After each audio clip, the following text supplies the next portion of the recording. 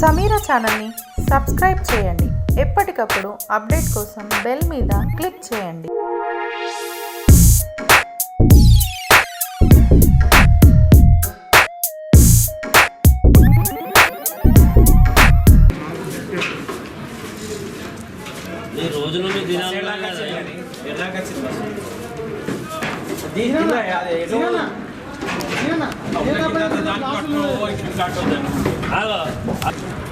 ఒకసారి పట్టుకోమా ఒకసారి అన్నారు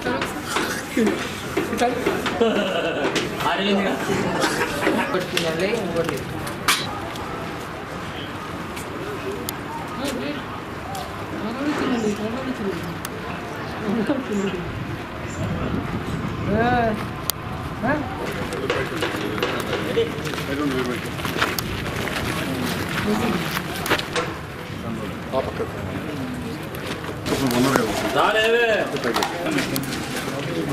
మూడు వందల చిన్నవి పోతుంది.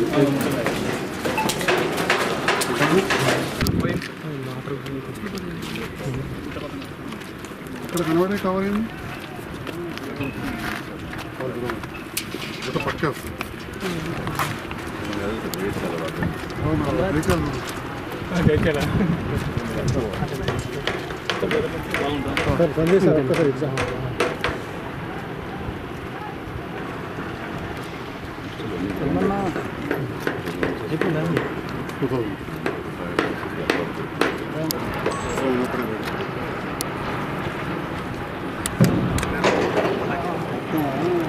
ఎక్కడైనా ఇంకా వచ్చిన ఉన్నారు కదా మనం స్టేట్లోనే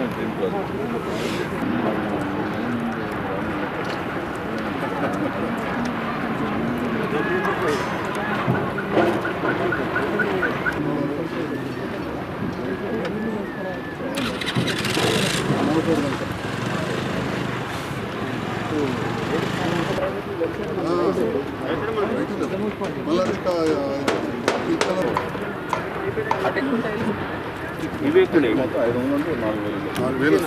2,000 స్టార్ట్ అయినాయి వర్క్ వివిధ ఫేసులు మన కింద నడిచిపోతే తెలుస్తుంది. సెపరేట్ వాటర్ ట్యాంక్ అది ఎక్కడ లేదు. అందరూ వచ్చేది పత్రిక చదవాలి కదా.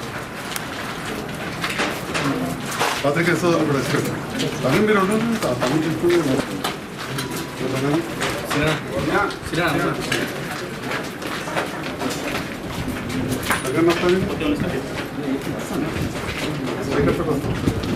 ఇర్ఫాన్ భాయ్ సార్ వాళ్ళు ఎవరైనా వస్తే పైకి రమ్మని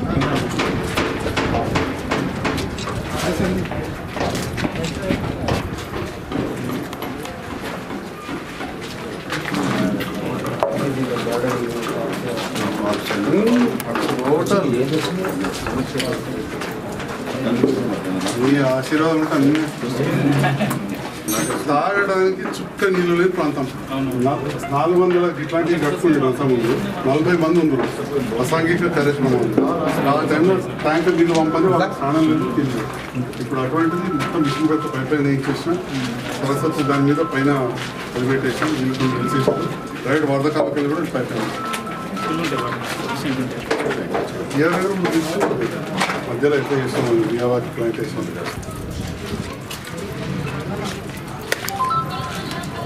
వచ్చింది. హలో పైకి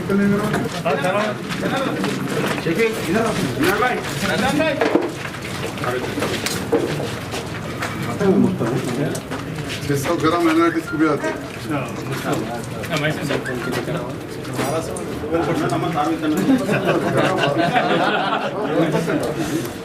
हजार कितना आते हैं 120 अभी तक नहीं हुआ.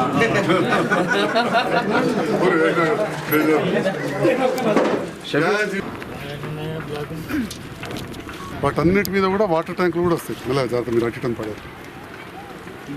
వాటన్నిటి మీద దేని దానికి సింటెక్స్ కాదు సీసీ వాటర్ ట్యాంక్స్. ఎందుకంటే మొదలు కట్టి ఇది మొత్తం కంప్లీట్ కావాలంటే 2 ఏళ్ళు పడుతుంది. ఇంటర్నల్ అవి ఇవి ఇప్పుడు టైం పడుతుంది. బిల్డింగ్లో 3 బిల్డింగ్లో పెట్టే సింటెక్స్ ట్యాంక్స్ గట్టిగా అవుతుంది. మొన్న ఇంటి గారితో మాట్లాడి హాట్ అయిపోతుంది గాజులు మన ఎగిరిపోతున్నాయి. పర్మనెంట్గా ఒక్కొక్క ఫ్లోర్కు స్లాబ్ వేసి సపరేట్గా 3 ట్యాంకులు ఉంటుంది దీని మీద. ఫస్ట్ ఫ్లోర్ ఒకటి, సెకండ్ ఫ్లోర్, థర్డ్ ఫ్లోర్. ఇక 3 కలిపి ఒకటే కడితే వీళ్ళకి ఈజీ అవుతుంది, ఖర్చు తక్కువ అవుతుంది. కానీ మంచి ఆలోచన ఏం చేసినట్టు కూర్చొని మాట్లాడినప్పుడు ఒక్కడేదో డ్యామేజ్ అనుకోండి మొత్తం ఖాళీ అయిపోతుంది. సో ఏ ఫ్లోర్ ఆ ఫ్లోర్ వాళ్ళు చూసుకుంటారు. రేపటి మనం కావాలి ఉన్నాం కదా, కాబట్టి 3 కలిపి 3 4 12 మంది కలిపి 3 ట్యాంకులు. ఇది రాష్ట్రంలో ద బెస్ట్. ఇప్పుడు సిద్దిపేట అంత కంప్లీట్ అయిపోయింది. ఆ రకంగా సార్లు పోదాం, రోడ్లు అవి ఇస్తే దానికంటే బెస్ట్. సిద్దిపేట కింద పెద్ద ప్రాజెక్ట్ ఇది. ఈ స్టేట్లోనే పెద్ద ప్రాజెక్ట్. అక్కడ ఎంత టోటల్? సిద్దిపేట 2000 ఇంకెక్కడ ఉండదు స్టేట్లో ఇప్పటికీ ఈ రేంజ్ ఎక్కడ అది దాదాపు 240 కోట్లు మొత్తం. ప్లస్ మొన్న ఒక పైప్ లైన్ వేయించిన, అది 7 కోట్లు. వచ్చినప్పుడు మన రాజేష్ ఉంటుంది సాక్షి చూపించుకు వచ్చింది. ఏఆర్ నగర్ పొంగ లెఫ్ట్ సైడ్ బ్లూ కలర్ కట్టింది, పెద్ద సంపౌండ్ అది కట్టి దీనికోసం. లేకపోతే ఇక్కడ చుక్క నీళ్ళు లేవు. రీచ్ అయితే ఇక్కడ 20,000 జనాభాకు ఒక్కడు తక్కువ ఉంటాడు. రేపటి 20,000 జనాభా ఉంటుంది. Municipality union medium city. Raikal municipality కంటే రాయకల్ 15,000 అండి, ధర్మపురి 15,000. నువ్వు ఇంటికి 4 వేసుకో, పెద్ద కుటుంబాలు ఉంటే 5-6 వేసుకో. Double bedroom. మన ఎమ్మెల్యే గారు సంజయ్ అన్న మనతో ఆత్మీయంగా మాట్లాడడానికి, మన సమస్యలు తెలుసుకోవడానికి ఒక వేదిక ఏర్పాటు చేయడం, వారికి ప్రత్యేకంగా ఎమ్మెల్యే గారికి మా ప్రెస్ క్లబ్ తరఫున ధన్యవాదాలు తెలియజేస్తూ, అన్నగారు మేము అనేక సమస్యలతో బాధపడుతున్నాం. ముఖ్యంగా మాకు నివాస స్థలాల గురించి గత కొన్నేళ్ళుగా చాలామంది రాజకీయ నాయకుల చుట్టూ అందరి చుట్టూ ప్రదక్షిణ చేసినా మా సమస్య నెరవేర్చలేదు. దయచేసి మిమ్మల్ని ప్రత్యేకంగా కోరేది ఏంటంటే మమ్మల్ని ఒక ఇంటి వాళ్ళని చేయాలని ఒక అదొక ప్రత్యేకమైన అదొక సమస్య అన్న. చాలామంది ఇబ్బందులు పడుతున్నాం అద్దె ఇళ్లలో ఉంటూ, అంటే చాలా అవసరం పడుతున్నాం. కొంతమందికి అయితే ఆ అద్దె చెల్లించే స్తోమత లేక కూడా అంటే నెలకు 2 నెలలకు ఒకసారి ఇల్లు మార్చాల్సిన పరిస్థితి కూడా ఉందన్న. అంటే మాకు మా యాజమాన్యాలు కూడా చాలని వేతనాలతో మేము వసూలిస్తున్నాం. చాలామంది ఇలా వృత్తి దైవంగా నమ్ముకొని పనిచేసే వాళ్ళే చాలామంది ఉన్నారన్న. చాలా అంటే ఇబ్బందులు ఉన్నాయన్న. మా పరిస్థితిని అర్థం చేసుకొని మీరు పెద్ద మనసు అంటే ముందు నుంచి కూడా మేము అంటే వాస్తవంగా ఇలాంటి ప్రెస్ క్లబ్ అధ్యక్షుడు నిలవడానికి కారణం కూడా మీరే అన్న. మీ సహాయ సహకారాలు ఉంటాయి, మీ సహాయ సహకారాలతో మేము ఏదైనా సాధించగలుగుతాం అనే ఒక గట్టి నమ్మకంతో ముందుకు సాగుతున్నాం అన్న.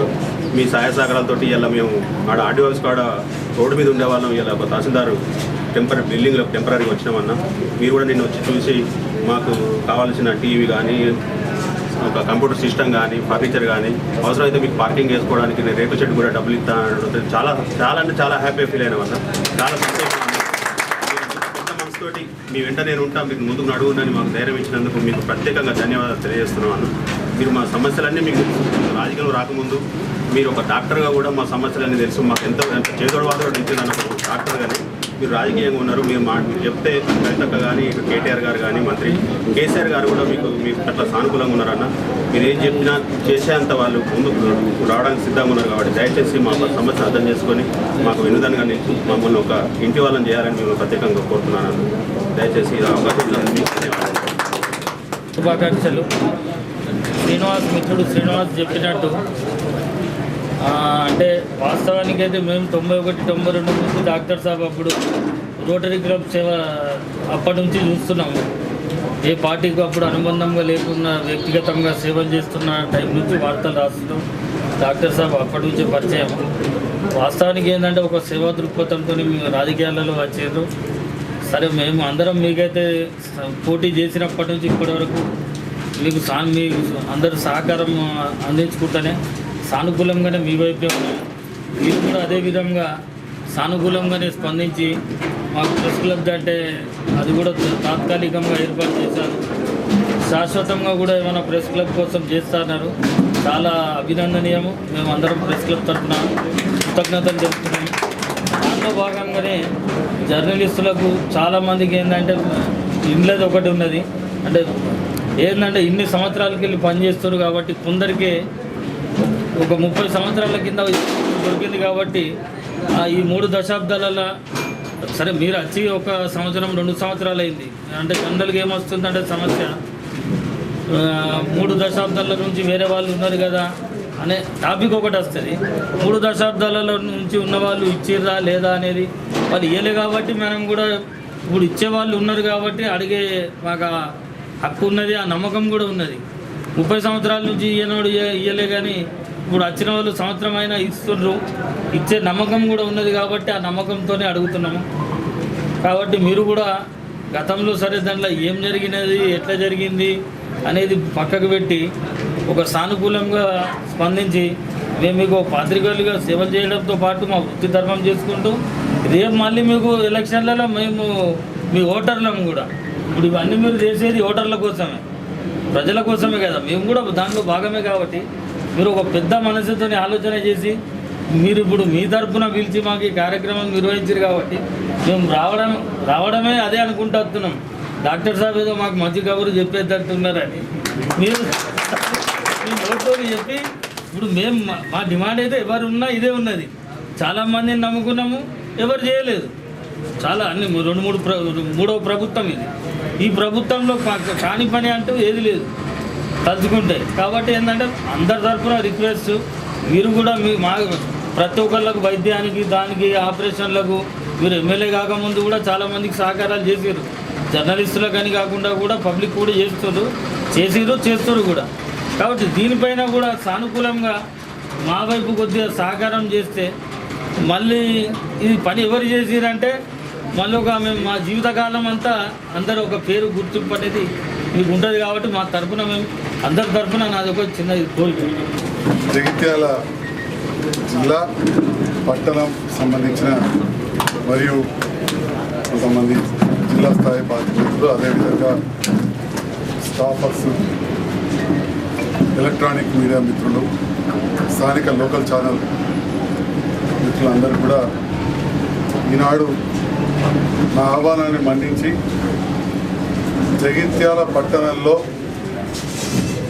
ప్రతిష్టాత్మకంగా నిర్మిస్తున్న డబల్ బెడ్రూమ్ ప్రాజెక్టును చూడడానికి వచ్చినందుకు మీ అందరికి కూడా పేరున హృదయపూర్వక ధన్యవాదాలు, సుస్వాగతం తెలియజేస్తాను. స్వాగతములు ఎందుకన్నా ఇది కొంత రిస్క్ ప్రాజెక్ట్ ఉండింది, మీ అందరికి తెలుసు. కొంతమంది కాంట్రాక్టర్లు వచ్చి పని మొదలుపెట్టి పిల్లల స్థాయిలో వెళ్ళిపోయడం జరిగింది. ఎన్నో గ్రామాలలో టెండర్లు పిలిచి 3-4 సంవత్సరాలైనా కానీ పూర్తి కాని పరిస్థితులు మనం చూస్తున్నాం. అలాంటి సందర్భంలో దీంట్లో నాకు బంధువులైనా మిత్రులైన కాంట్రాక్టర్లను తీసుకొచ్చి ఒకటే చెప్తా ఉన్నా, వాళ్ళు నాకు మంచి బంధువులు మిత్రులు తీసుకొచ్చి రాష్ట్రంలోనే రూరల్లో అత్యంత ఎక్కువ ఇల్లు కట్టిన వాళ్ళు ఈ తోరశంకర్ తుఫాన్ బంధుమిత్రులైనా మళ్ళీ ఏదో ఆల్దో ప్రాంతాలు కాదు, వారికి మొదటి నుంచి కూడా ఇంత బంధువు, నా పూర్తి అత్యంత దగ్గర బంధువు. వారికి నేనంటే ఎప్పుడు ఉంటుండే, కలిసి పనిచేస్తూ వారు తీసుకొచ్చి ఇన్వాల్వ్ చేయడం జరిగింది. ఈరోజు ఒక గౌరవ ముఖ్యమంత్రి గారు ప్రతి బీదవాడు కూడా ఆత్మ గౌరవంతో బతకాలి, ఇల్లు లేని బిలో పవర్టీ లేని వాళ్ళందరూ కూడా ఆత్మగౌరవంతో బతకాలని చెప్పి డబల్ బెడ్రూమ్ ప్రాజెక్ట్ స్టార్ట్ చేసింది. వాస్తవం చెప్పాలంటే కొంత స్లో నడిచినా కానీ ఈ సంవత్సరం 11,000 కోట్ల రూపాయలు బడ్జెట్లో పెట్టుకుంది. దాంట్లో భాగంగా 250 కోట్లతోటి ఇప్పుడు 4,520 ఇక్కడ కడతా ఉంది. ఈ స్థలం గతంలో సేకరించిందే, తాగడానికి చుక్క నీళ్ళు లేవు. అప్పుడు 4,000 పట్టాలు ఇచ్చిండ్రు, అలా 400 మంది చెత్తేసుకున్నారు, 40 మంది మాత్రమే ఉంటున్నారు. వాళ్ళకు నీళ్లు లేకపోతే మున్సిపాలిటీకి వస్తే ఆడాయిడ బాధపడితే ట్యాంకర్ పంపే పరిస్థితి రోజు. మరి ఇన్ని కట్టిన తర్వాత ఏం కావాలి, ఆదరాబాదరా కట్టడమే కాదని చెప్పి నేను దీంతో పాటుగా మిషన్ బయటతో చూస్తే పంచాయతీరాజ్ శాఖ మంత్రి గారు దయాకర్రావు గారి దగ్గరికి వెళ్ళి కృపాకర్ రెడ్డి గారు ఈఎన్సీ గారిని కలిసి, అదేవిధంగా చీఫ్ ఇంజనీర్ గారిని స్వయానే ఇక్కడ తీసుకొచ్చి మరి అక్కడ కడుపీదస్తులు జీవించే టిఆర్ నగర్లో నీళ్లు లేవు, ఇక్కడ నీళ్లు లేవు, మరి ప్రతిపాదనలు మనం తప్పకుండా చేయాలంటే 7 కోట్ల రూపాయలతోటి మిషన్ భగీరథ పథకం కూడా అదనంగా ప్రారంభమవుతుంది. దాంట్లో భాగంగా టిఆర్ నగర్ కెనాల్ పక్కన పెద్ద సంపు మోటార్ అందిస్తున్నాము. దాంతోపాటుగా టిఆర్ నగర్లో ఏదైతే 3 ట్యాంకులు లేవో దానికి మెయిన్ లైన్కు ఒక మోటార్ పెట్టి చీఫ్ ఇంజనీర్ గారు స్వయాన వచ్చింది. మీ మీడియా మిత్రులందరూ కూడా టెలికాస్ట్ చేసి మా ఎలక్ట్రానిక్ అండ్ ప్రింట్ మీడియా అన్నింటిలో వచ్చింది. చీఫ్ ఇంజనీర్ గారు కూడా వచ్చారు. వచ్చి మోటార్తో అక్కడ ఇవ్వడం వల్ల ఇవాళ టీఆర్ నగర్ 4,000 జనాభాకు నీటి సమస్య తీరింది. మరి ఇక్కడ దాదాపు 20,000 జనాభా వస్తుంది. 4,520 ఇల్లు, ఇంటికి 4-5 ఉన్నా కానీ వస్తుంది. దాంట్లో 12% మైనారిటీలు, రకరకాలుగా అర్బన్ రిజర్వేషన్ వేరే ఇచ్చారు.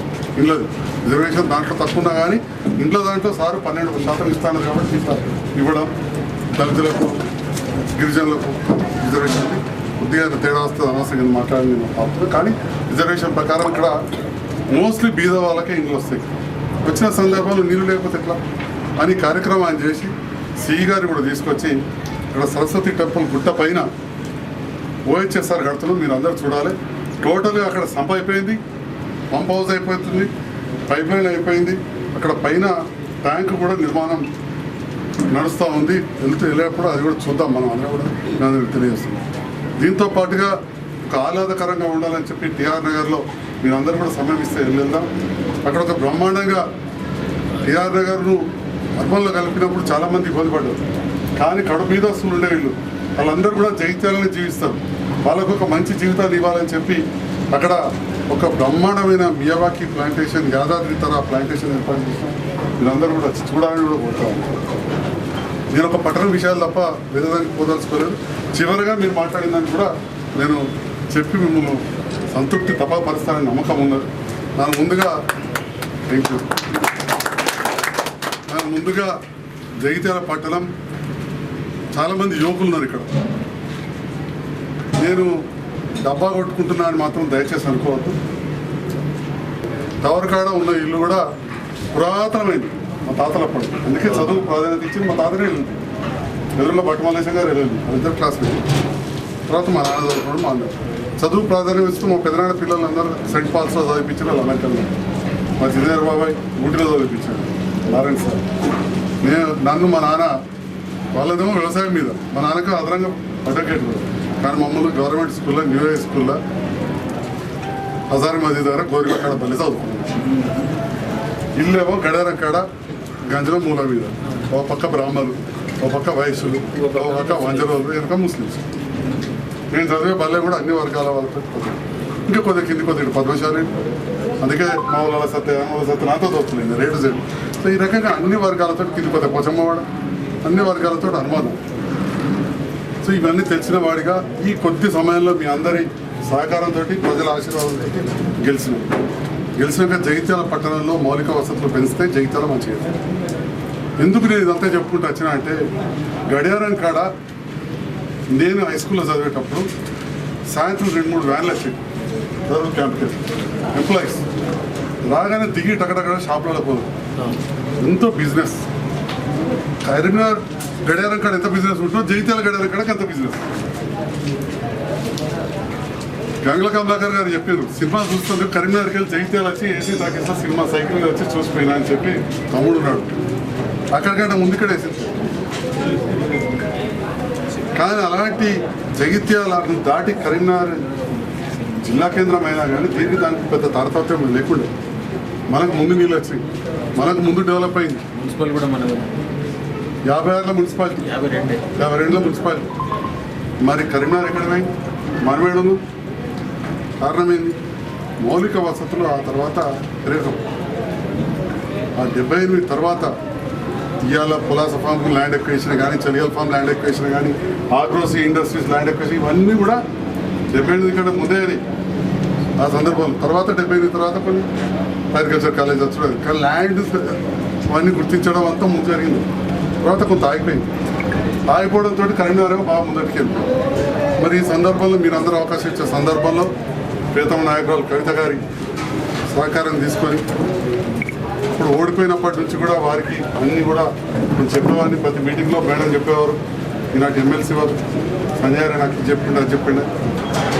వారి ముఖ్యమంత్రి గారు కూడా చెప్పడం, ముఖ్యమంత్రి గారు కూడా అప్పుడు నేను ఓడిపోయినప్పుడు చేసిన సేవ గుర్తించి టికెట్ ఇవ్వడం, గెలవడం జరిగింది మీ అందరి సహకారంతో. అన్ని వర్గాల సహకారం ఉంటేనే నాకు అన్ని ఓట్లు వచ్చింది. ఈ మీడియా మిత్రులు ముందుగా గుర్తించాల్సింది ఏంటంటే, కొన్నిసార్లు కొన్ని వర్గాలకు నేను వ్యతిరేకంగా రకరకాలుగా మాట్లాడుతున్నాను. అసలు అటువంటి అవకాశమే ప్రజలు ఇవ్వలేదు నాకు. అటువంటి అవకాశం ప్రజలు ఇవ్వలేదు, అటువంటి అవసరం నాకు లేదు. ఎందుకు అంటే జగిత్యాల నియోజకవర్గంలో మొన్న ఎక్స్ట్రా గ్రామ పంచాయతీలు తండాలైంది. అప్పుడున్న 80 గ్రామ పంచాయతీలకు 80 గ్రామ పంచాయతీలలో నాకు మెజార్టీ వచ్చింది. జగిత్యాల పట్టణంలో 38 వార్డులు అంటే 38 వార్డులలో మెజార్టీ వచ్చింది. అది దంతవాడ కావచ్చు, మైనార్టీస్ ఉన్నది కావచ్చు, రజకులు కావచ్చు, పద్మచారి కావచ్చు, యాదవ్ కావచ్చు, అది కులాలకు అతీతంగా మతాలకు అతీతంగా అన్ని వార్డులలో మెజార్టీ వచ్చింది. అందుకే 67% ఓట్లు వచ్చింది. కాబట్టి అందరి మీద సమానంగా నాకు ఉంటుంది. అదేవిధంగా మీ మీడియా మిత్రులు ఉంటుంది. మీడియా సపోర్ట్ చేయకపోతే నాకు 67% ఓట్లు వస్తాయి. చరిత్ర అది. 63,000 ఓట్లు లెక్కలు తీసుకోవాలి. మన చిన్న నియోజకవర్గం 192,000. ఒక జాతీయ పార్టీ నాయకుడు నిలబడ్డ కాడ 67% ఓట్లు ఎవరికి రాలేదు. వేరే కాడ కొద్దిగా ఏమన్నా వస్తే కేటీఆర్ గారికి వచ్చింది. మిగతా కాడ ప్రాంతీయ పార్టీ నాయకులు సిద్దిపేట అయినా, ఆరూరు రమేష్ అయినా, అక్కడ హరీష్ రావు గారికి వచ్చింది. అక్కడే హైదరాబాద్లో కొన్ని వచ్చినా 5-5 లక్షలు 7 లక్షల ఓట్లు ఉన్నాయి. మనది 192,000 ఓట్లు. సో పోలైన వాటిలో 67% వచ్చింది. 67% ఓట్లు మీడియాలో మెజారిటీ సభ్యులు చేయకపోతే వస్తుందా? ఇద్దరు అక్కడెక్కడ ఉంటుంది. దాన్ని ఉంది సహజం. మన ఇంట్లోనే ఓడేస్తాడో ఓడేయాలి లెక్కగా. కాబట్టి మన మీడియా పట్ల కూడా డెఫినెట్గా 100% నాకు అభిమానం, ఆప్యాయత, మీకు సేవ చేయాలనే దృక్పథం నాకున్నదని ఈ సందర్భంగా మీ అందరికీ తెలియజేస్తాను. దాంట్లో భాగంగా ఫస్ట్ టౌన్ డెవలప్ అయితే మౌలిక వసతులు వస్తే పట్టణం బాగుపడుతుంది. అందుకనే మొట్టమొదటిగా నాకు అవకాశం కలిగింది. విమర్శలకు ఛాన్స్ లేదు. పట్టణం విస్తరించాల్సిన అవసరం ఎప్పుడో ఉంది. కొరుట్ల మెట్పల్లి 97లో విస్తరించింది. 100 ఫీట్లు. కొరుట్ల మెట్పల్లి పక్కన 97లో విస్తరించింది. మనకు ఇప్పుడు మనం చేస్తున్నాం. గవర్నమెంట్ ఆఫీస్ ఉన్నక్కడ చేసాం. మిగతా చోట్ల కూడా మౌలిక వసతులు పట్టణం అంటే భవనాలు మంచిగా ఉండాలి, పార్కులు మంచిగా ఉండాలి, శ్మశాన వాటికలు మంచిగా ఉండాలి. అదేవిధంగా రోడ్డు పొంటి ఎవరైనా నత్తితో బాత్రూమ్ పెద్దలకు వాటికి మంచిగా ఉండాలి. మన మార్కెటింగ్ వ్యవస్థ ఫస్ట్ వ్యాపారం ఉపాధి ఉండాలి. సో వ్యాపారం అనేది 100% ఉండాలి.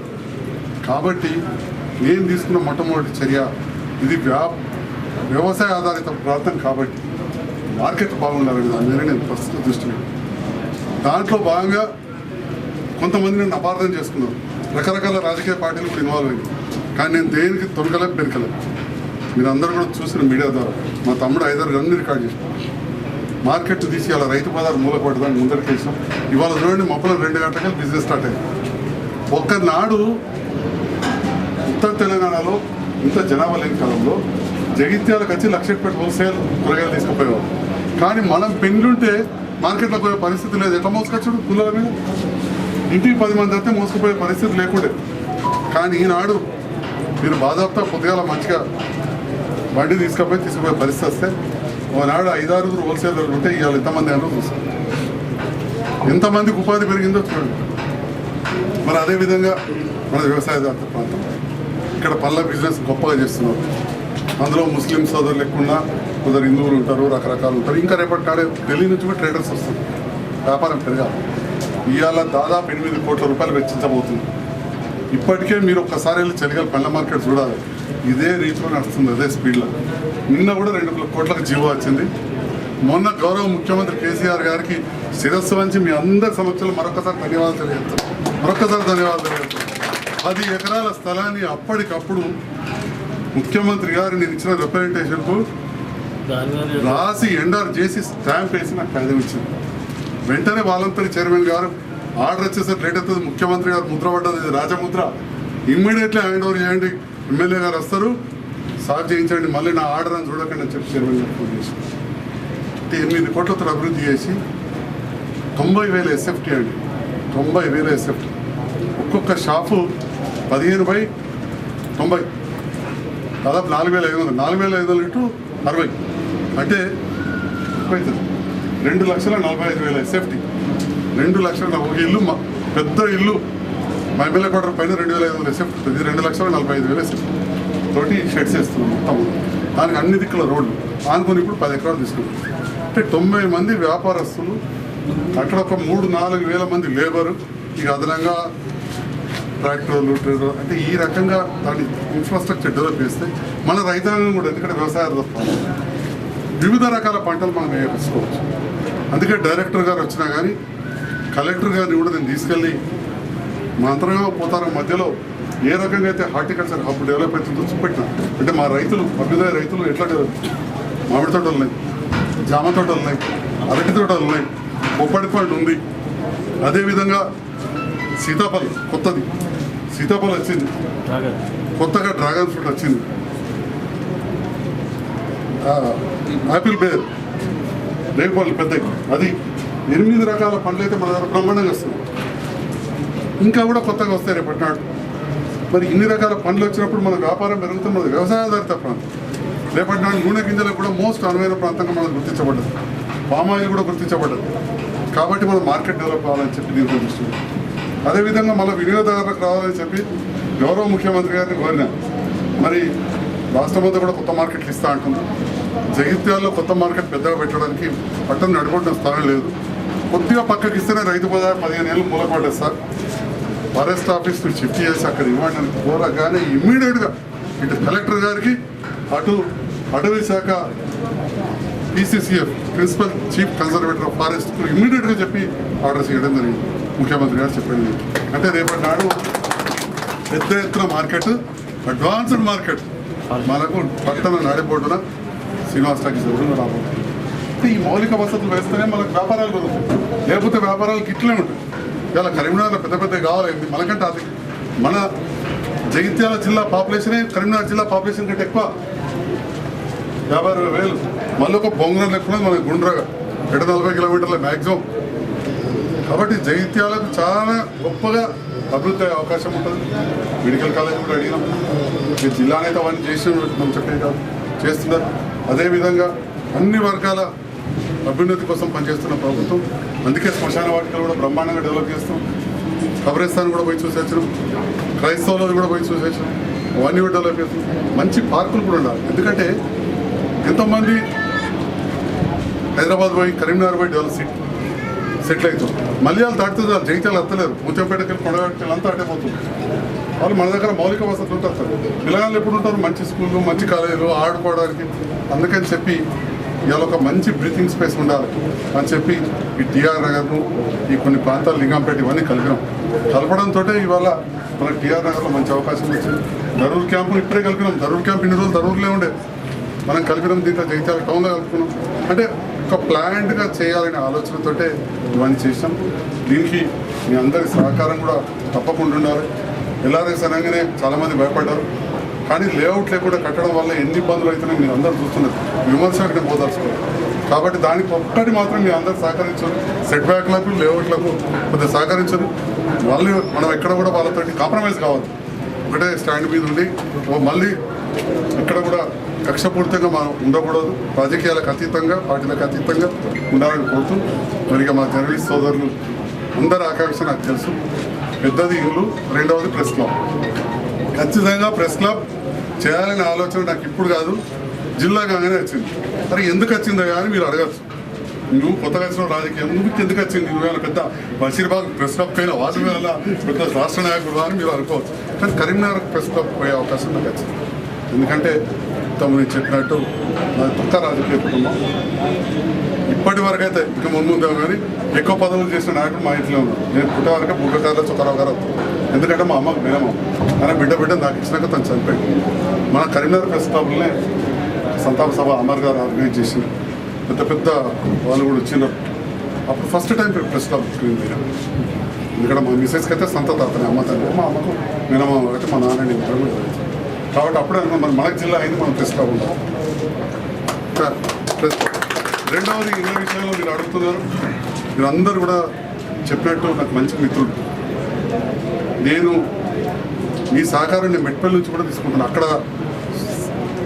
ఎప్పుడైతే నేను సోషల్ వర్క్ ఉన్నానో, రోటరీ క్లబ్ ఉన్నానో, అప్పటికెళ్ళి కూడా ఇప్పుడున్న ఈనాడు రిపోర్టర్ వరదరాజన్ కావచ్చు, సిద్ధార్థ కావచ్చు, ఇప్పుడు ఇక్కడ వచ్చిన జ్యోతి రిపోర్టర్ తమ్ముడు వేణు కావచ్చు, ఇలా చాలామంది, ఆనంద్, సంతోష్, నాకు ఇప్పుడు చెప్పడం అందరూ కూడా నాకు సహకరించాలి. అట్లే కొరుట్ల హరి, శేఖర్ పాపం చనిపోయిన తన పిల్లవాడే బాగా ఎక్కువ ఉండే శేఖర్ తరపు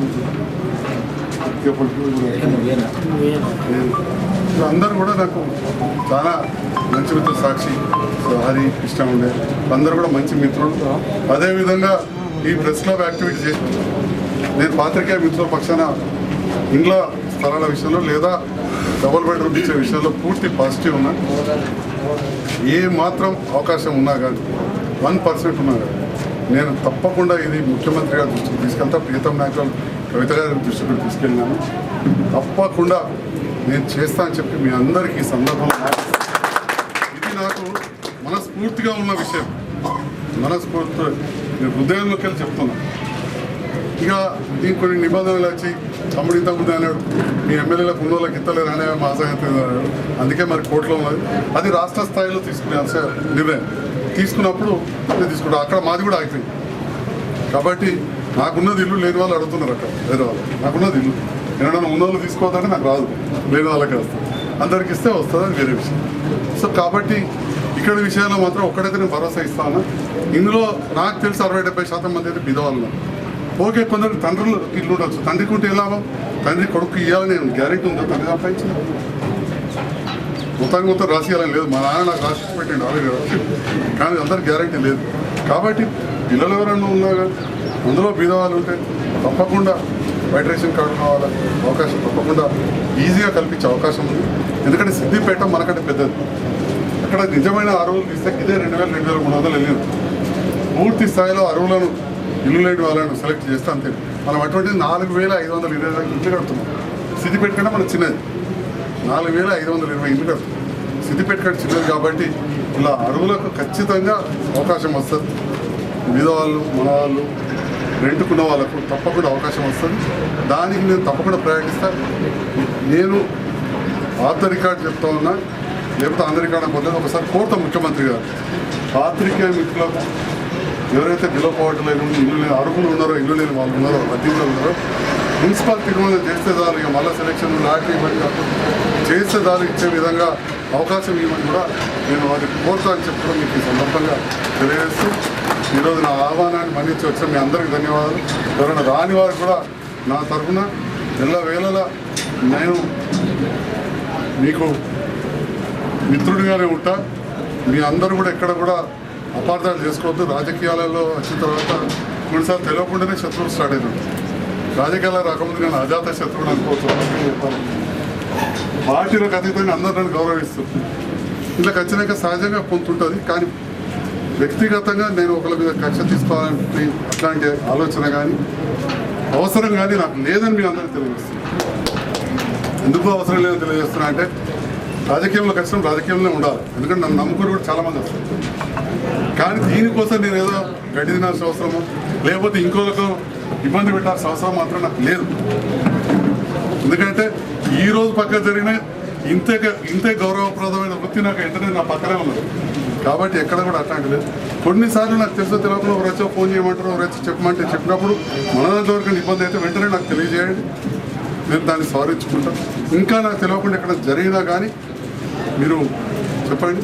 ఇక కొన్నిసార్లు ఫోన్లలో కొందరు రికార్డ్ చేసుకుని వస్తారు. ఎవరైనా మా పక్కకే ఉంటారు, ముందర తీసి వెనుక తీసేదో చెప్పమని నేను నమ్మకండి. ఏదో నన్ను క్లారిఫికేషన్ అడిగిన తర్వాతనే నేను నిర్ణయం తీసుకుని నాకు తెలిసి ఎలాంటి పొరపాట్లు చేయొద్దని చెప్పి పొద్దుగా లేచి నేను దేవుడు మొక్కుకునే జరపడే నా సేవ చేసే శక్తి కొంత తప్పు లెక్క చేయాలి. రెండోది ఏం లేదు, మిగతా అంతా ఆటోమేటిక్ వస్తుంది ముందుంటే. సో కాబట్టి ఆ విషయంలో ఎప్పుడైనా ఏదైనా నాతో ఏదైనా జరిగినా కానీ మీరు వెంటనే నాకు సవరించాలి. నేను రెక్టిఫై చేసుకోవడం కానీ ఈరోజు ఇంకా రూపాయలు అని కాదు. డెఫినెట్గా మీ అందరి సహకారం ఉంటే ఈ ఆన్గోయింగ్ ప్రాజెక్ట్స్ అన్నీ ఇప్పుడే కంప్లీట్ చేసి ఇంకా కొన్ని కొత్తవి చేసే ప్రణాళిక ఉన్నది. కాబట్టి ఇంకొకసారి పోటీ చేయాలనే ఒక ఆలోచన ఖచ్చితంగా ఉన్నాను. దానికి అనుగుణంగా నా రాజకీయ ప్రణాళిక నేను కష్టపడుతున్నాను. మీరు చూస్తూ ఉన్నారు దినమానక రాత్రి వెనక.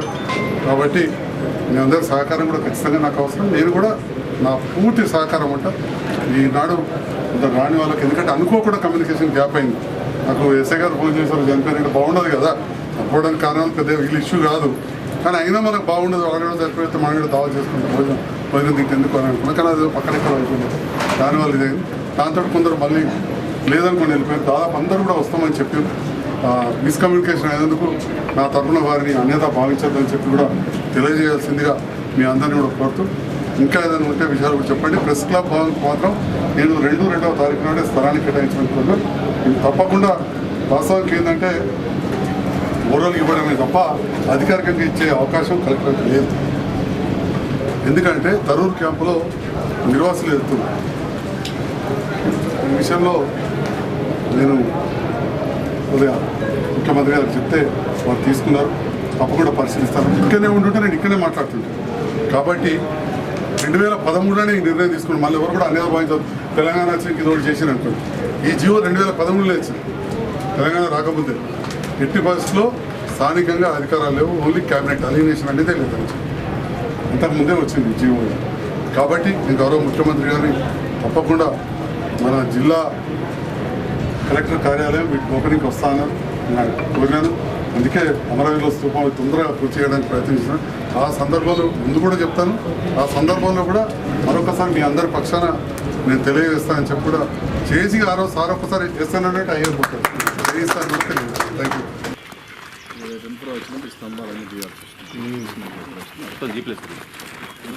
మరి చూసుకునే కొద్దిగా జరుగుతాయిపోతుండే కదా, అప్పుడే కొద్దిగా ముందరికి తెచ్చుకుంటే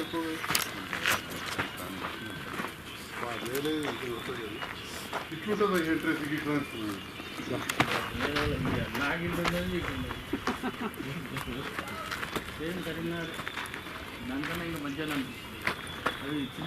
ట్యాంకులు తెచ్చి ఎడబట్టాలి, వారవుతుంది. ఈడ పోసి బ్రహ్మాండంగా చేయొచ్చు. మున్సిపల్ చైర్మన్ వాళ్ళు లేదు, నేను చూపించదలుచుకోవాలి. ఎందుకంటే వస్తే కూడా మంచిది కాదు కదా.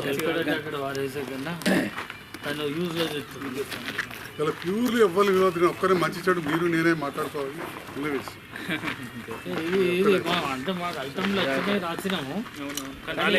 ఇప్పుడు చూస్తే వేరే రాసినాం ఐటమ్ పంపిస్తే ఏమొచ్చింది అంటే అంటూనే ఉంటారు. ఏమొచ్చిందో చెప్తా ఉంటే ఈ టర్మ్ అయిపోయే వరకు ఇంకా తెలుస్తుంది. ఒక నా అంతరం ఏమైపోతేనే తెలుస్తుంది ఏమొచ్చింది అనేది. ఆ ఊరు ఏమిటి కాగితం నీళ్ళు లేకుండా నా ఊళ్ళో జైత్యాల కెనాల్ పక్కకు ఎక్కడ 3 ఫీట్లు జరిపితే చేసుకోవచ్చు, మార్చుకోవచ్చు.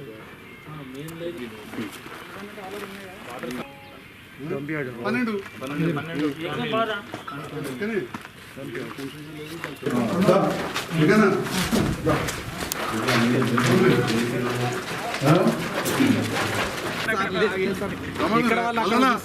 ఏమైనా లోపల కూడా రిస్క్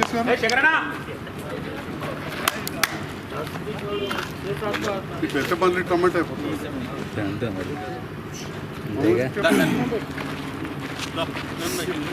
కెమెరాలో అర్థమే పట్టడం మరి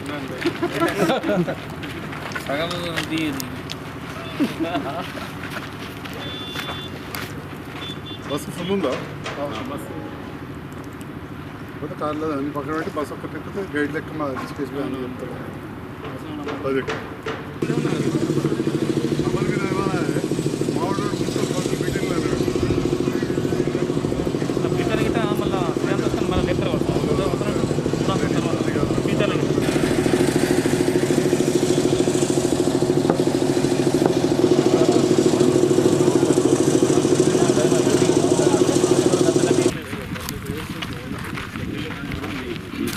ఉన్నోని పట్టుకున్నా చంపుకుంటాను పట్టుకుని ఎవరైనా ముడతలేదు. బేస్మెంట్లో ఉన్నోళ్ళు అంతా పేర్లు రాసుకుంటూ తీసేస్తారు. వాళ్ళందరూ ఖచ్చితంగా ప్రయారిటీ ఇస్తారు. చెప్పాలంటే ఒక 5 నిమిషాలు పడుతుంది. ఆల్రెడీ ఉన్నాడు.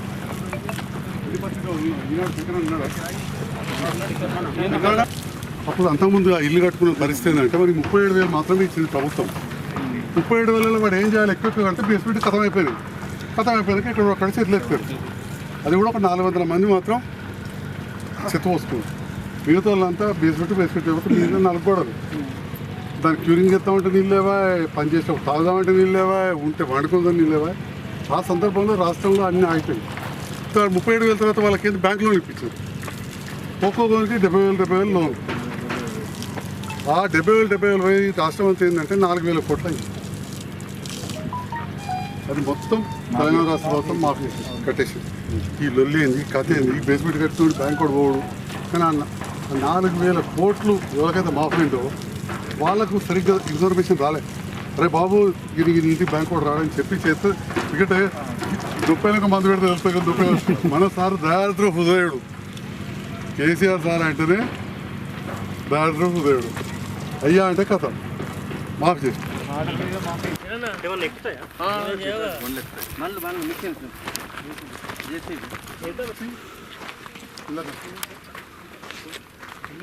వచ్చి ఈడికెళ్ళి మన వ్యూ బాగా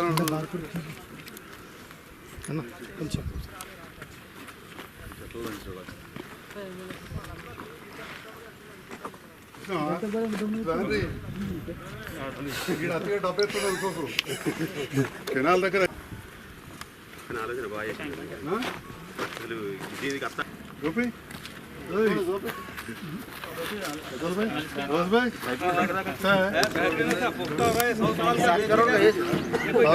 पूरा इस्लामपुर का पब्लिक आते हैं जहाँ 2500 लोग आता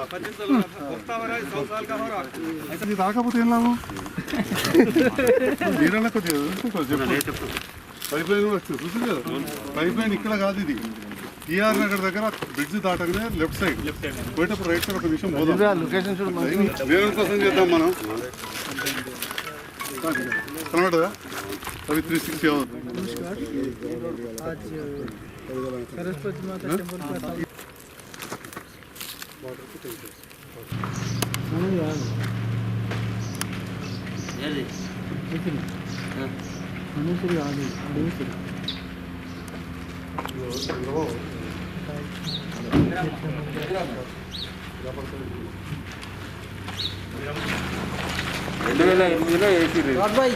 కరెంటు గిరెంటు కూడా ఏమి లేదు.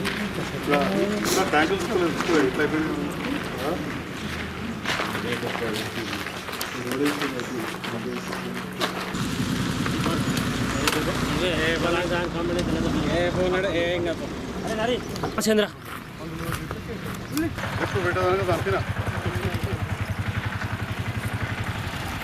అమ్మని తోలుకురావు సార్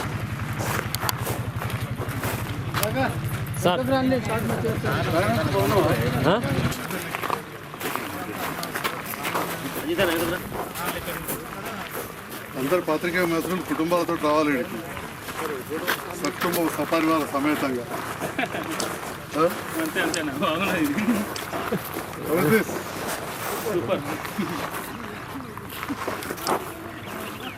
కిలో में भी ऐसा చూపించమని చెప్పండి సార్ నువ్వేమో మౌలిక వసతులు పెంచుతున్నాం పట్టణంలో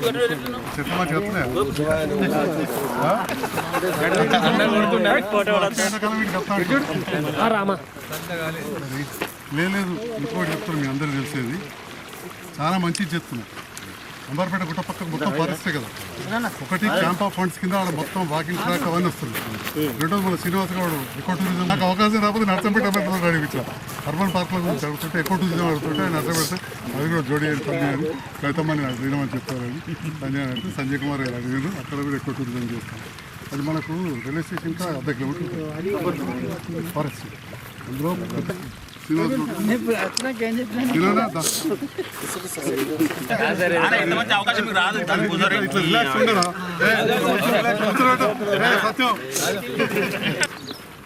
నెక్స్ట్ ఇయర్ వరకు ప్రతి చెట్టు నీకు డబల్ అవుతుంది ఫౌండేషన్ ఇస్తాను full walking track yoga shed పైన వాచ్ టవర్ తరగాపురంలో బతుకమ్మ టైం కూడా డెవలప్ చేస్తాం కావాలి లేకపోతే కావాలి ఇచ్చేస్తాడు ఇదో పడతారు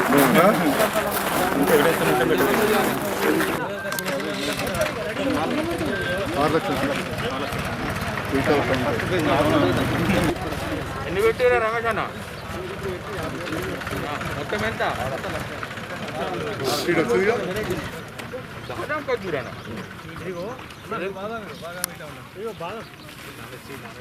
ఇట్లా లేకపోతే నువ్వు ఇంట్లో పెట్టుకోవు కదా అర్థం కాదు అందరికీ సెట్ అవుతుంది మస్తు ఖర్జూర చెట్టు మస్తు మంది మస్తు ఇళ్ళలో ఉన్నాయి సైంటిఫిక్గా అన్ని నడుచుకుని పెడతాను ఉన్నాయి చేస్తున్నాయి మట్టి చాలా సుధాకర్ రెడ్డి గారు ఇన్ఫ్రాస్ట్రక్చర్ బాగా పనులు రోడ్లు ఇదే చేయాలి.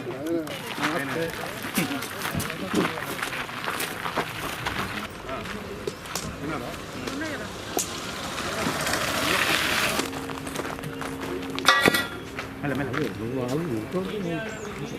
ఎక్కువ ఉన్నారు.